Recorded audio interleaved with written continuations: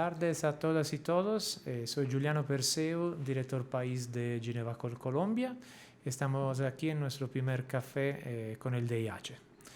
Y como primer huésped, primer invitado a este café, tenemos aquí nada más y nada menos que Alain Deletros, quien es el secretario general de Ginevacol de hace 7 años y con una carrera que empezó muy joven en Perú y que siguió siempre en escenarios de conflicto y en particular trabajando con el Comité Internacional de la Cruz Roja.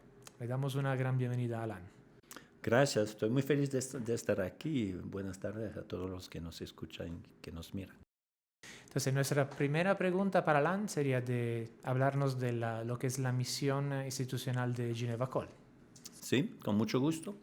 Bueno, yo hace 7 años ahora que soy director general de Ginevacol y lo que nunca ha cambiado en esta organización es la misión. Y como siempre digo, exprimir la misión de Ginevacol, del llamamiento de Ginebra, es muy fácil. Implementarla es mucho más difícil. Nuestra misión es de ir a la zona de conflictos armados, entrar en contacto con los grupos armados o las autoridades de facto, quiere decir las autoridades no reconocidas, y llevar a los combatientes a respetar los principios mínimos, los principios básicos del derecho internacional humanitario. Eso es nuestra misión. Alain, ¿nos puede decir con esta misión cuál es el mayor impacto que Ginevacol consigue? El mayor impacto es que cuando logramos hacer que los grupos armados cambien de actitud y cambien de comportamiento. Es decir, digamos un país donde hay unos 30, 50 grupos armados. El criterio primero para nuestra intervención es de ir a hablar con los grupos armados que se portan mal, que no respetan el derecho internacional humanitario, que hacen mucho daño a la población civil. Si hay un grupo armado en este país que está muy cuidadoso del derecho humanitario internacional, no vamos a intentar hablar con él, digamos, en prioridad. Por eso, cuando digo cambio de actitud, cambio de comportamiento, es eso lo que buscamos hacer. Y como estamos a principios del año 2025, es también un momento para mirar atrás. En el 2024, Ginevacol en el mundo estaba en trabajo sobre los temas de derecho internacional humanitario con 204 grupos armados. Y a mí lo que me hace seguir en este trabajo, a pesar de todos los horrores que vemos en todos los conflictos donde trabaja Ginevacol hoy. El llamamiento de Ginebra hoy está en 18 focos de conflicto, ¿no? Y de estos 18 no hay ninguno a principio de este año donde se podría decir que la cosa va mejor. Mira aquí en Colombia, todas las esperanzas que tuvimos todos con el primer acuerdo de paz de 2016, después con el proyecto de paz total del presidente actual de Colombia y lo que pasó la semana pasada en Catatumbo. Vivimos un momento histórico donde no hay en ningún lugar donde hay conflictos armados un mejoramiento. Pero lo que a mí me hace seguir ese trabajo y con entusiasmo y con fe en lo que hacemos es de ver que si miro atrás en el 2024, todos los grupos armados que Ginevacol ha estado en contacto con estos grupos, todos han mejorado su comportamiento, sin excepción. Y de estos 204 grupos, ¿cuál te sentiría de decir que es, digamos, el caso más exitoso de todos? En términos de cambio de conducta, como justamente dijiste. Hay muchos casos exitosos, pero si miro, por ejemplo, Myanmar. Myanmar, que antes se llamaba Birmania en castellano, ahora todos lo llamamos Myanmar. Myanmar es un país donde durante casi 15 años Ginevacol conocía a 26 grupos armados. Después los militares dieron un golpe.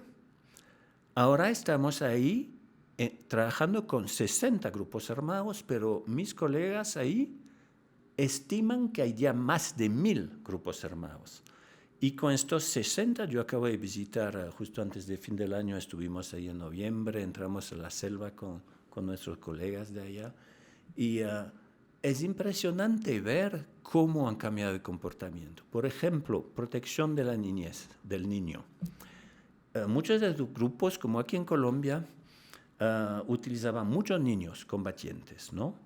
Y varios de ellos han firmado con nosotros nuestra acta de compromiso para la protección de los niños. Yo estuve ahí en digamos, en la base, el HQ, el cuartel general de uno de estos grupos, y la directora país de ahí, tu colega, hablando, pero más de 2 horas de manera muy tajante, porque este grupo había reclutado un niño, ¿no? Y el grupo diciendo sí, pero aquello que no sabíamos, y bueno, el caso ya era un poco del pasado porque el niño acababa de cumplir 18 años. Pero esta conversación para mí es lo que nos mueve, es lo que nos hace seguir, a pesar de, hay que reconocer que vivimos a nivel mundial un momento histórico un poco desesperante. Pero lo que a mí personalmente me hace conservar la esperanza en la fe que hacemos son estos ejemplos. Y acabaría subrayando para nuestras colegas de aquí en Colombia también, que en Myanmar nuestra directora es una mujer de 33 años, la directora de programas también creo que 34. Estas 2 mujeres se meten a la selva y los combatientes ahí que no han visto mujeres durante meses las acogen siempre muy bien y un poco así con chistes, ¿no? Pero cuando abren la boca y empiezan a hacer la formación de Yache, tienen una seguridad, hablan con autoridad. Nuestras 2 colegas, que todos se ponen así muy serios y las escuchan. Y eso para mí también es una fuente de esperanza, de ver también colegas femeninas en estos lugares que el mundo puede pensar son lugares de machos, de hombres. No, también el lado femenino de nuestro trabajo está aportando mucho en estas zonas de conflicto. De acuerdo, creo que también en Colombia tenemos experiencia de formación de digamos, contactos con ex integrantes, donde la formadora mujer era más aceptada que no el hombre, creaba menos tensión. Entonces, definitivamente creo una lección aprendida. Y bueno, pasando de Myanmar a Colombia. ¿Cómo ves el contexto colombiano? Ya mencionaste lastimosamente las últimas evoluciones en el Catatumbo, una situación muy triste. ¿Cómo ves el panorama general del país?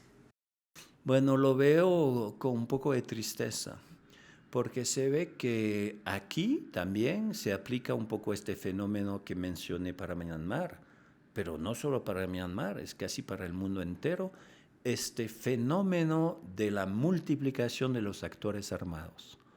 Es decir, hay una fluidez entre grupos armados que cambian de jefes, que cambian digamos, de comandantes, y que es muy difícil saber con quién hablas, y es muy difícil saber que si has hablado con un comandante en un tal día, bueno, al día siguiente será el mismo que va a estar ahí.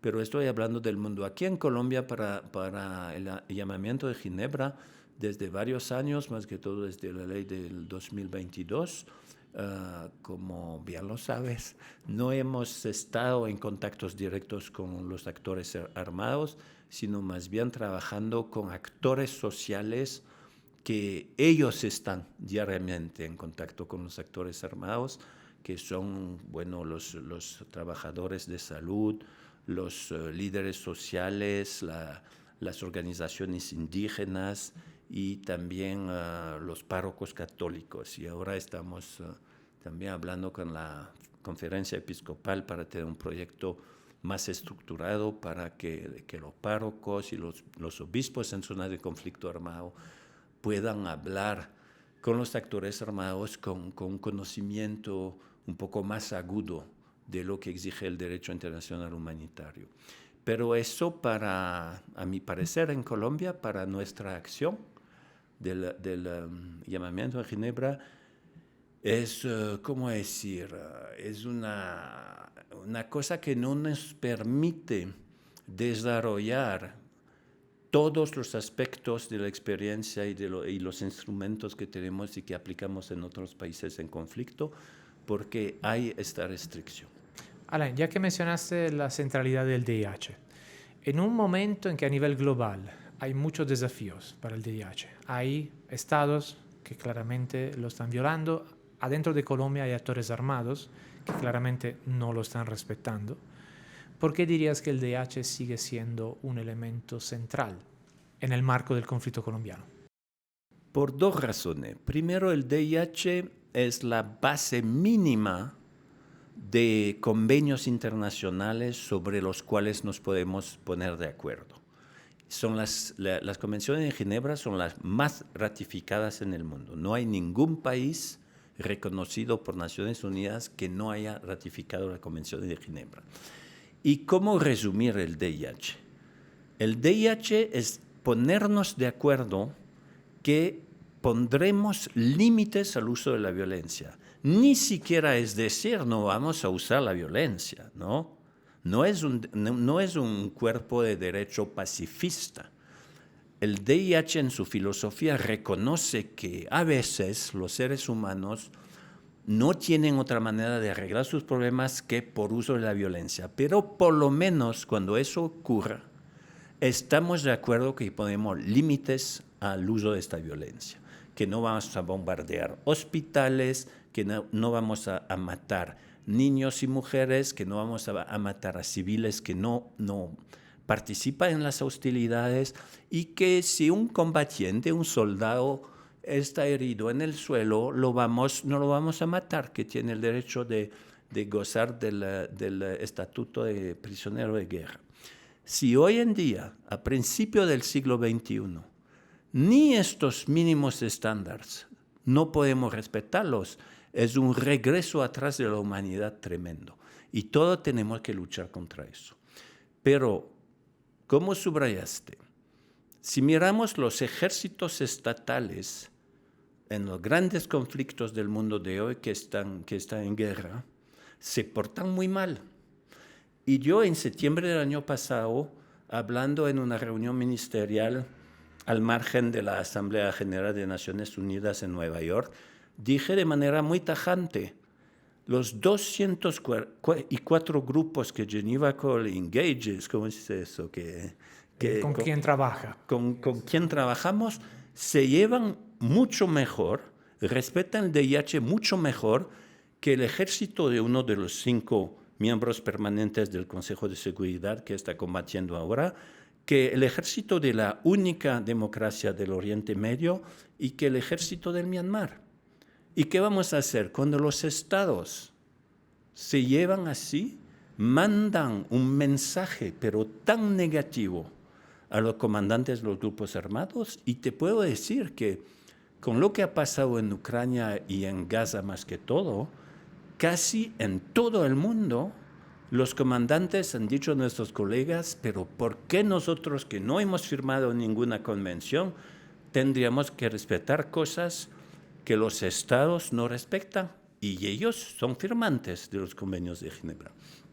Así que ahora, saliendo de Colombia al fin de esta semana, de regreso a Ginebra voy a parar en Brasilia por una visita oficial, porque Brasil, con unos 7 otros países, entre los cuales hay China, Kazajstán y algunos europeos, Suiza, por supuesto, que es depositaria de las convenciones de Ginebra, Brasil hace parte de este grupo de estados que se ha formado para defender el derecho internacional humanitario.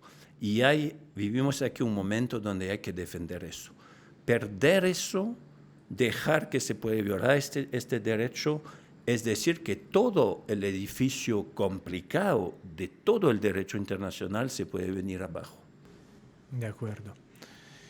Aquí también ha resonado mucho la crítica de por qué quieren que un grupo armado respete el DIH cuando el otro lado del mundo alguien lo está violando abiertamente. La respuesta muy fácil es: cada uno es responsable de sus acciones, no de lo que pasa en el otro lado del mundo. Pero bueno, pasando a nuestra última pregunta. ¿Por qué es tan relevante para Ginevra Call poder trabajar directamente con actores armados? Porque primero, cuando trabajamos directamente con actores armados, podemos tener un discurso un poco más tajante directamente con ellos. Porque los comandantes de grupos armados en todo el mundo son muy fuertes en retórica, más que todo en la retórica de la mentira. No son los únicos, ¿no? Los estados saben mentir muy bien, ¿no? También, pero digamos, cuando estamos en contacto directamente con ellos y hablamos de hechos de violación que acaban de pasar y nos cuentan a nosotros, no, que esto no fui yo, que fui mi abuela y que no sé quién que lo ha hecho, pero no yo, cuando sabemos, porque tenemos colegas en la región, que son ellos, de manera tajante les decimos, no, sabemos que fueron ustedes y son criminales de guerra. Eso, esta manera de hablar, y más que todo decir tajamente a un comandante, tal vez tú no has hecho nada, pero lo que tu gente está haciendo aquí, tú eres un criminal de guerra. Y eso muchas veces resona con ellos, porque nadie quiere ser llamado un criminal de guerra, ¿no? Y eso es lo primero, tener el nivel muscular de diálogo que se necesita. Y repito, de diálogo puramente sobre el VIH. A nosotros cuando nos quieren hablar de política, no sé, aquí en Colombia, que el gobierno esto, aquello, eso no nos interesa. Cortamos la discusión de inmediato diciendo eso. De eso hablan con otros, ¿no? Aquí hay 8 mesas de negociación, por favor, hablen de eso ahí. Nosotros hablamos solo de sus obligaciones bajo el VIH como portadores de arma. Después, la segunda ventaja es que podemos proponer formaciones a los comandantes. Formaciones como hacemos en todo el mundo, solo aquí en Colombia no lo hacemos, pero formaciones muy concretas. ¿Cómo te llevas en tal situación como comandante de un grupo armado? ¿Cómo tratas a los civiles? ¿Qué haces cuando de repente ocupas una región entera? Hay muchos grupos armados que ahora son de facto pequeños gobiernos. En el 2023, en septiembre, cuando hablé en la Asamblea General de Naciones Unidas en Nueva York, nosotros estimábamos que había 150 millones de personas viviendo fuera del control estatal en el mundo, es decir, bajo el control de grupos armados. Este año, a principios del año, estamos ya a más de 210 millones. Es decir, es un fenómeno que no se puede ignorar. Pero también, tú eres comandante, pretendes luchar contra un gobierno, pretendes gobernar mejor que el gobierno contra el cual estás luchando, ¿no? ¿Y cómo tratas la gente de los territorios que cayeron debajo de tu control? Y ahí nosotros, para la protección de la población civil, tenemos, digamos, muchos materiales educativos para hacer que se cumple con sus obligaciones. Y el tercer y último elemento es que cuando estamos en contactos directos con los grupos armados, Ginevra Call tiene este instrumento único en el mundo, pero siempre digo Ginevra Call, todos entienden que hablamos del llamamiento de Ginebra, ¿no? El llamamiento de Ginebra tiene este instrumento único que se llama las actas de compromiso, que son 5, y que permiten al llamamiento de proponer a los grupos armados de firmar con nosotros de manera pública en Ginebra un acta en la cual se van a comprometer. Cada acta es muy precisa, no es cosas así del cielo, ¿no? Por ejemplo, una de estas actas es protección de niños. El firmante se compromete a no reclutar niños debajo de 18 años de edad, a proteger la educación, es decir, no utilizar las escuelas para sus hombres y sus operaciones, porque eso en todos los conflictos a los grupos armados, pero también infelizmente a los ejércitos oficiales les gusta entrar en escuelas, porque una escuela tiene un muro, tiene un techo, tiene varias clases donde pueden poner sus municiones y sus hombres. Bueno, el firmante de esta acta con nosotros se compromete a no solo no utilizar las escuelas, sino protegerlas y no reclutar debajo de 18 años de edad. Eso es solo un ejemplo. Otra acta de compromiso que tenemos es la represión dentro del grupo y en los territorios que controlan de la violencia sexual. Y digamos, la manera como hacemos eso, primero hay que trabajar en el terreno con los grupos. Después proponemos a los comandantes de venir a Ginebra para firmar eso en un acto oficial. Invitamos la prensa, invitamos las misiones diplomáticas allá. Y esta firma se hace en la sala histórica, donde fue firmada por los estados en 1864 la primera convención de Ginebra. Y el gobierno del cantón de Ginebra, no el gobierno de Suiza, sino el gobierno local, regional de Ginebra, lo firma como testigo. Y eso da, digamos, toda la simbólica alrededor de estas firmas es muy fuerte. Y después, con los grupos que han firmado, tenemos una palanca muy fuerte para continuar a obligarles de respetar el DIH. Infelizmente, en Colombia no tenemos a ninguno firmante por el momento, para comparar con otro país que estuvo mucho en la noticia internacional últimamente, es Siria. En Siria tenemos 29 actas de compromisos firmadas y, bueno, un trabajo directo de los 42 grupos que tomaron el poder ahí.